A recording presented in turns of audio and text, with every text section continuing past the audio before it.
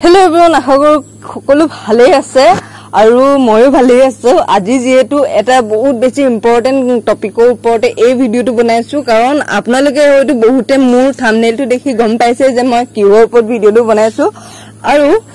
ইয়াত আপোনালোকে ভিডিওটো শেষলৈকে চাই থাকক মই এডিআৰই আৰু এসআই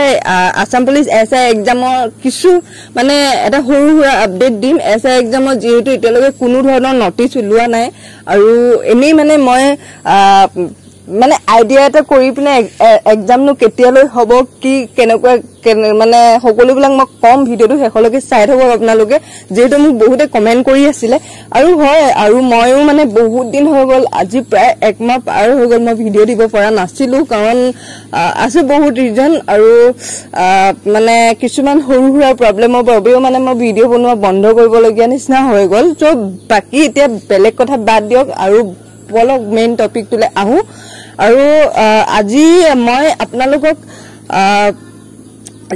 যিখন আমাৰ এক্সচেঞ্জ কাৰ্ড হয় সেই এক্সচেঞ্জখনৰ ৰি-ৰেজিষ্ট্ৰেচনৰ বিষয়ে মানে এই ভিডিওটো বনাইছো যেহেতু চাওক এতিয়া লাষ্ট ডেট আহি পালেহি চাওঁতে 15 আগষ্ট হৈ গ'ল আৰু বহুতে হয়তো এতিয়াও মানে লাষ্টলৈ মানে কৰিম বুলি মানে হয়তো থৈ দিব পাৰে বা পাহৰিও যাব পাৰে হেতু কাৰণে মই ৰিমাইন্ড কৰি দিব কাৰণে আপোনালোকক এই ভিডিওটো দিলো আৰু যদি ৰি-ৰেজিষ্ট্ৰেচনৰ বিষয়ে আপোনালোকে এতিয়ালৈকে শুনাও নাই তেওঁলোকৰ বাবেও মই কৈছো যে আপোনালোকক মই এনেকে স্ক্ৰীনত দেখুৱাই দিম আপোনালোকক এটো দেখুৱাই দিছো তো এনেকুৱা ধৰণৰ মানে আপোনালোকৰ এটা মেছেজ আহিছে হয়তো এনেকুৱা লিখা আছে যে ইয়াত 2 আগষ্ট মানে 2 জানুৱাৰী আগত যি সকলে ৰেজিষ্ট্ৰেচন কৰিছিলে তেওঁলোকে আকৌ ৰি-ৰেজিষ্ট্ৰেচন কৰিব লাগিব আৰু ৰি-ৰেজিষ্ট্ৰেচনৰ কাৰণে যিটো লিংক আছে মই হেতু ডেসক্ৰিপচনত বাৰু দিয়ে দিম অলৰেডি আৰু আপোনালোকে তাত গৈ মানে ৰি-ৰেজিষ্ট্ৰেচন কৰি ল'ব পাৰে আৰু 15 আগষ্টত সেই মানে লিংকটো বন্ধ হৈ যাব আৰু আপোনালোকে 15 আগষ্টৰ পিছত এপ্লাই কৰিবলৈ নোৱাৰিব ৰি-ৰেজিষ্ট্ৰেচনৰ কাৰণে আৰু যদি এপ্লাই কৰিব নোৱাৰে তেতিয়া হলে আপোনালোকে হয়তো এক্সাম দিবলৈ নোৱাৰিব পাৰে হেতু কাৰণে আপোনালোকে এতিয়া যি সকলে কৰা নাই ৰি-ৰেজিষ্ট্ৰেচন আপোনালোকে এতিয়া ভালদৰে কৰি লওক আৰু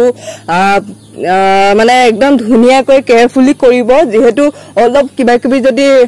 মানে নামটো যদি ইফাল হয় হয়তো আপোনালোকৰ এডমিট কাৰ্ড নাহিব পাৰে হেতু কাৰণে ইমান কষ্ট কৰি থকা মানে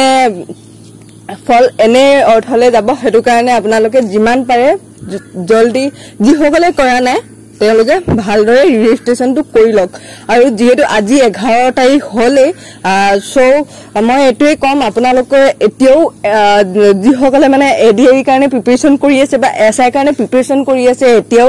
টাইম আছে অলপ অকমান মানে ধ্যান দি বা গুৰুত্ব সহকাৰে পঢ়ক আপোনালোকে এতিয়াও মানে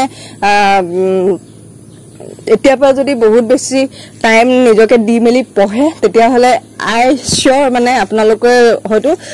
এক্সামটো ক্ৰেক কৰিব পাৰিব আৰু বাকি হে প্ৰিপাৰেচন ময়ো কৰি আছো নাজানো কি হয় কি নাই সকলোবিলাকটো আপডেট পাবই আপোনালোকে যেহেতু মই কেতিয়াবা ভিডিও বনাই থাকিম মোৰ এক্সাম ভাল হলো আপোনালোকক জনাম বা বেয়া হলো আপোনালোকক জনাম কিন্তু নিজৰ চেষ্টা কৰি যোৱাটো নিজৰ ওপৰত কথা নহয় নেকি হেতু কথা সো এতিয়া বলক আৰু আপোনালোকক মই এটা কথা কম বুলি কৈছিলো যে এসআই এক্সাম আমাৰ কেতিয়া হ'ব যেহেতু মোৰ লাষ্ট কমেন্ট মই হেবিলাকে পাই আছিলো এসআই এক্সাম কেতিয়া হ'ব এনেকে বুলি সো মই আপোনালোকে হয়তো অৰবিন্দ বৰা তেওঁ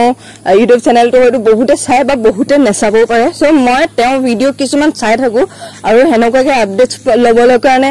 কোনো ধৰণৰ হেনকা নটিচ ওলোৱা নাই আমাৰ অফিচিয়েল নটিচ তো তেওঁ চেনেলটো চাই বা এটা আইডিয়া লগাই আমি কব পাৰো যে এতিয়া যেহেতু অক্টোবৰত যেহেতু আমাৰ সেপ্টেম্বৰ 29 আৰু যিকিটা ডেট দিছে 3rd গ্ৰেড 4th গ্ৰেডৰ এক্সাম হ'ব আৰু প্লাস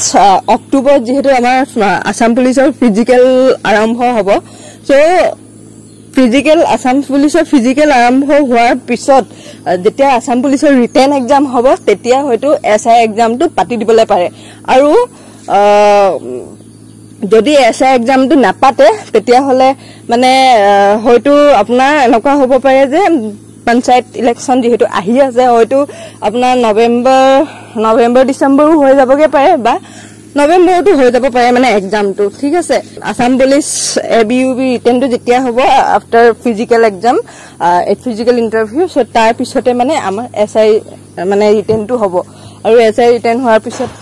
আকৌ ফিজিক্যাল স্টাৰ্ট হব মানে এসআই খিনিৰ কাৰণে যিসকলে কোৱালিফাই কৰিলে সো হে আজি ভিডিওটো ইমানেই আছিলে মই যিমানখিনি আইডিয়া লগাব পাৰো সিমানখিনি আপোনালোকক কলো বাকি ৰেজিষ্ট্ৰেচনটো আপোনালোকে জলদি জলদি কৰি লওক কাৰণ ৰেজিষ্ট্ৰেচন যদি আপোনালোকে নকৰে হয়তো আপোনালোকে এডমিট নাহিব পাৰে আৰু তাকে বাকি ভিডিওটো চাই কেনেকুৱা পালে জনাব আৰু যিসকলে নতুনকৈ আহিছে মোৰ চেনেলটোলে বা নতুনকৈ ভিডিও চাইছে তেতিয়া হলে প্লিজ চেনেলটো সাবস্ক্ৰাইব কৰি দিব হেতু বা লাইক কমেন্ট কিবা মানে কৰিব আৰু যদি কিবা আপডেটস লাগে এনেকুৱাকে আপোনালোকে প্লিজ কমেন্ট কৰিব মই দিব কাৰণে ট্ৰাই কৰিম বাকি আজিলৈ ভিডিওটো ইমানেই আছিল আকৌ নেক্সট ভিডিও যিমান জলদি পাৰো মই দিব কাৰণে ট্ৰাই কৰিম কিছুমান যদি এনেকুৱা ইনফৰমেশন থাকে বাট আগৰ নিচিনাকে ইমান ৰেগুলাৰ ভিডিও দিব নোৱাৰো মানে পঢ়া না তাৰ কাৰণে বেয়া নাপাব আৰু যিসকলে মোৰ ডেইলি ষ্টাডি ব্লগছ চাই আছিল তেওঁলোকক মই বহুত বেছি সৰি কৈছো বেয়া নাপাব আপোনালোকে ভালদৰে প্ৰিপাৰেচন কৰি থাকক আৰু আমি যিমান মোটিভেট যিমান মানে ভিডিও চালো মানে যিমান মোটিভেশনাল স্পিচ চালো নিজকে মানে মোটিভেট কৰিবলৈ খুব বেছি 10 মিনিট 15 মিনিট বা এদিনৰ কাৰণে আমি মোটিভেট কৰিব পাৰিম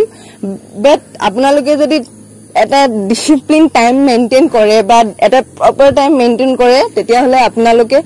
নিজে সেলফ মোটিভেট হৈ থাকিব হেতু কাৰণে আপোনালোকে মই এটোই কম মোটিভেট হৈ থাকিব মানে আপোনালোকে ৰেগুলাৰ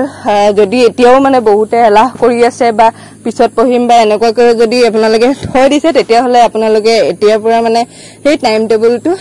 মানে টাইম টেবুল এটা মেইনটেইন কৰিব কাৰণে এতিয়াৰ পৰা ট্ৰাই কৰক এতিয়াও অলমোস্ট 40 ডেজ মান আছে এডিআই কাৰণে বাকি এসআই কাৰণেটো অলমোস্ট 2 মাহ 3 মাহ মান আছে বুলি ধৰিব পাৰো আৰু সো হে